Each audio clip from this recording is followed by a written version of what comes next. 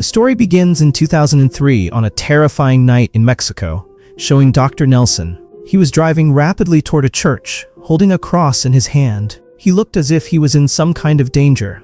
Upon reaching the church, he met Father Peter and asked him to come along. Cutting through the thick darkness and fog, the car stopped in front of a house.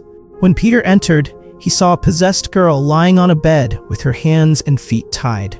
Her family informed him that her name was Magali. The demon's influence on her was so intense that when one of her family members tried to pray while holding a Jesus cross, the demon broke his hand with a single jolt. Seeing Magali's horrifying condition, Peter called his senior, Father Michael, to inform him about everything and to get permission for an exorcism. Father Michael told him, "You still lack unconditional faith and respect for God. On top of that, you have no experience in exorcism. Wait for 2 days. I will see what can be done." However, Peter ignored his advice, hung up the phone, and began the exorcism himself. The demon was well aware that Peter did not have the power to stop it. When Peter started praying, the demon inside Magali began seducing him to distract him. The demon stated that it would only leave Magali's body if Peter allowed it to enter his own, essentially selling his soul to the devil or submitting to it. The demon tried every possible way to terrify Peter. Eventually, when Magali returned to her normal state, Peter kissed her and engaged in physical relations with her. But as a result, the demon entered Peter's body. Now the story jumps 18 years ahead. Father Peter is now a highly respected figure in the village. He has dedicated his entire life to serving people and is associated with a children's orphanage. However, for the past few days, it seemed as though a curse had befallen the village. Several children had died from an unknown disease. One of the sick children, named Philomene, had developed a severe fever, and Dr. Nelson couldn't determine the cause. As a result, the children were dying without proper treatment. On top of that, due to a shortage of medicine and food in the hospital, patients were suffering greatly. Seeing all this, Peter felt that these events were the consequences of the sin he committed 18 years ago. He believed that he needed to confess to Bishop. However, when Nelson heard this, he said, "Everything that happened was purely coincidental. There's no reason to regret it for the rest of your life." But Peter replied, "No matter what you say, my sin will never be erased." Peter then met with Bishop and handed him a recorded exorcism cassette of Magali. The tape contained every detail of what had happened to Magali from start to finish, including Peter's own actions. In exchange for this cassette, Bishop secretly kept it and provided funds to supply the hospital with the necessary medicine and food. With this financial support, Peter arranged medicine and food for the children. However, the weight of his sin still haunted him. No matter how much the villagers saw him as a saint, his conscience constantly tormented him. One night, while praying, Peter heard strange noises and noticed that the Jesus statue in the church had disappeared. Instead, blood was dripping onto the ground.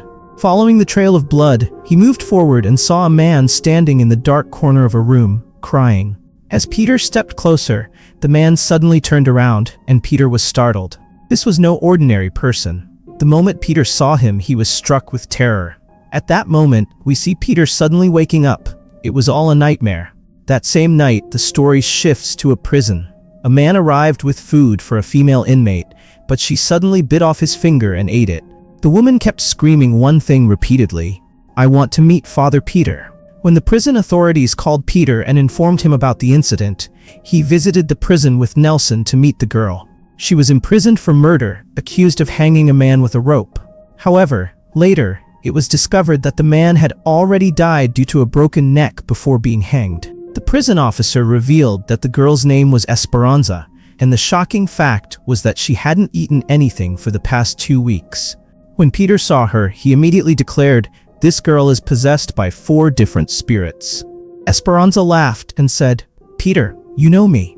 We have met before." In reality, she was the same demon from the beginning of the movie. When Esperanza reminded him of Magali's exorcism, Peter lowered his head and walked away. Outside, he told the prison officer, "I cannot perform this exorcism. I will not repeat the same mistake twice." At that moment, Esperanza's mother arrived, revealing the movie's first major twist. Her mother was none other than Magali. In truth, after the demon entered Peter, it impregnated Magali, leading to the birth of Esperanza.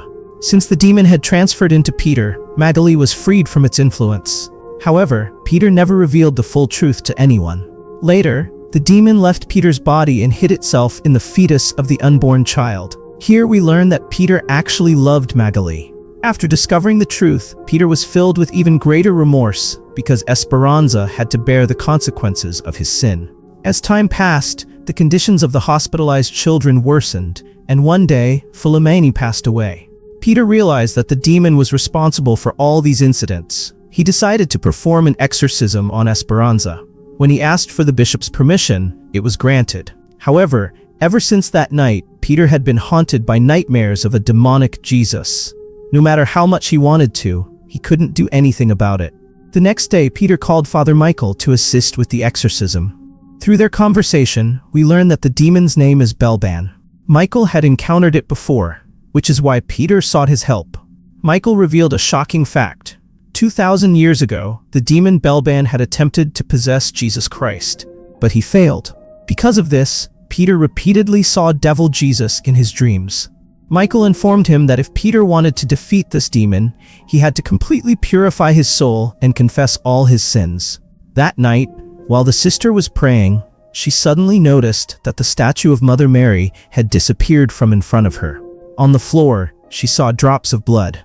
Following the trail of blood, she discovered a white cloth lying on the floor, inside which a dead baby was placed.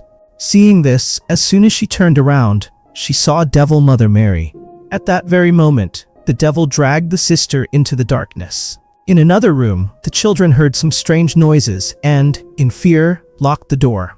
But from the other side of the door, someone spoke in a terrifying voice, "It's time to play." Suddenly, the door unlocked by itself, and the possessed sister entered the room.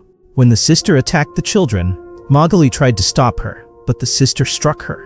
At that moment, Peter and Michael arrived at the scene and tried to calm the sister by placing a Jesus cross on her forehead.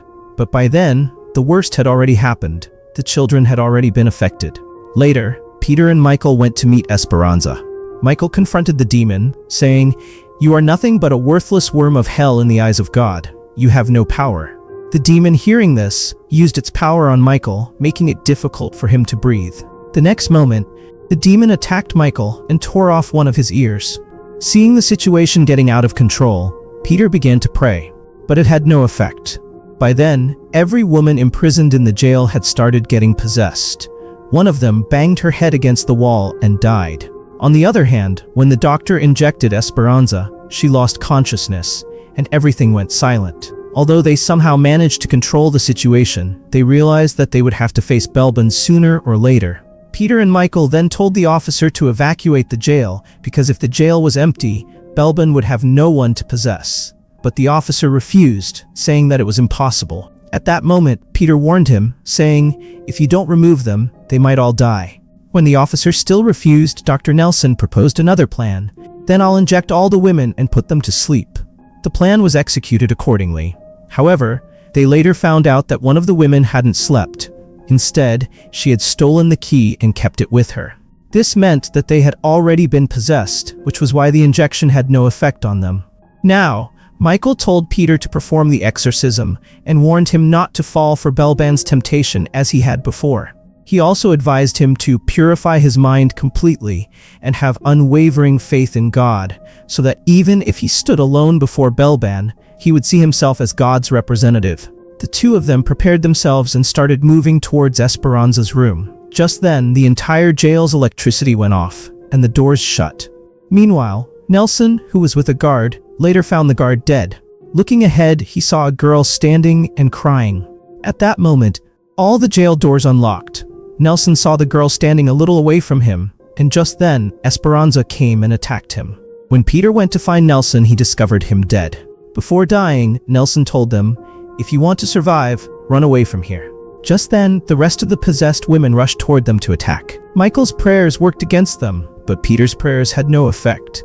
In the meantime, Belban possessed a girl and tried to kill Michael. Somehow, Michael saved himself. He then asked Peter, "What sin are you hiding inside you? If you still want to live, confess your sins to God." Peter screamed, "I know I can't stop Belban, but you can, because you said that you had locked Belban away before." Now, another mystery was revealed. Michael confessed, "During the exorcism, when I faced Belban, I made a deal with him to save myself by exchanging my soul. That's why I can't remove him from Esperanza's body now." Saying this, Michael died. With no other option left, Peter recorded his confession on camera and sent it to the bishop. Peter knew that after this, the church might excommunicate him, but it was the right thing to do. Since Peter had now confessed all his sins, his prayers became much more powerful and began affecting the possessed women. But just then, Esperanza struck him from behind and knocked him unconscious. When Peter regained consciousness, he found himself locked in jail. In front of him was Belben.